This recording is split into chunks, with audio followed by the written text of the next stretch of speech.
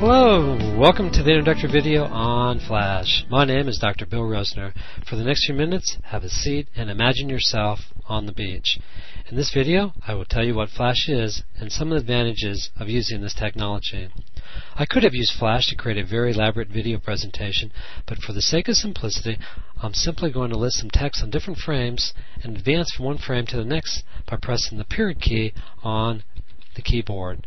And I can also use the comma key to back up frames. And now you've learned your first keyboard shortcuts in Flash. The period will advance frames and the comma key will go back frames. This approach also allows you to view the timeline panel, which I'll be discussing in a subsequent video.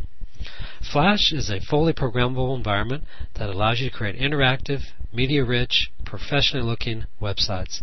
Flash is the most widely used technology in the world. Roughly 99% of all people surfing the internet can view Flash documents. When developing websites, especially those containing interactive graphics, compatibility issues often arise. The developer is often faced with several choices.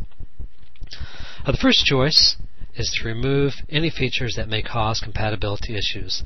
This approach restricts the graphics and interactivity to those features that are supported by all browsers. Unfortunately, the website may then lack the desired interactivity and appeal. This choice removes all VBScript code and most code written in JavaScript. This is because VBScript only works in Internet Explorer, and JavaScript code typically does not work across browsers unless several versions of the code are written to allow cross-platform viewing and interactivity.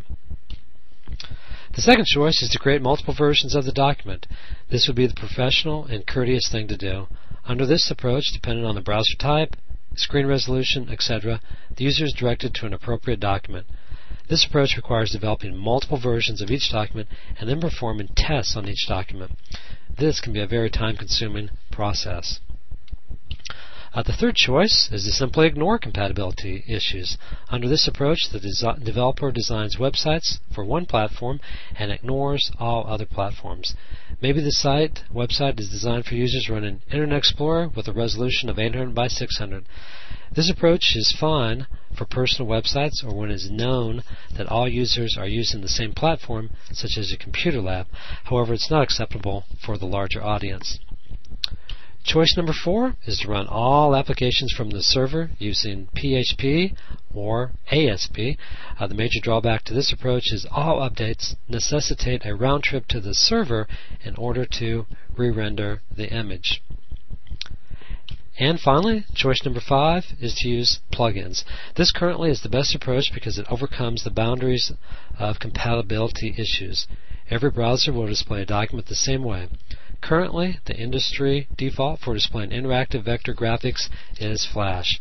Flash is being used today by thousands and thousands of designers and can be viewed on an estimated 99% of all people surfing the web.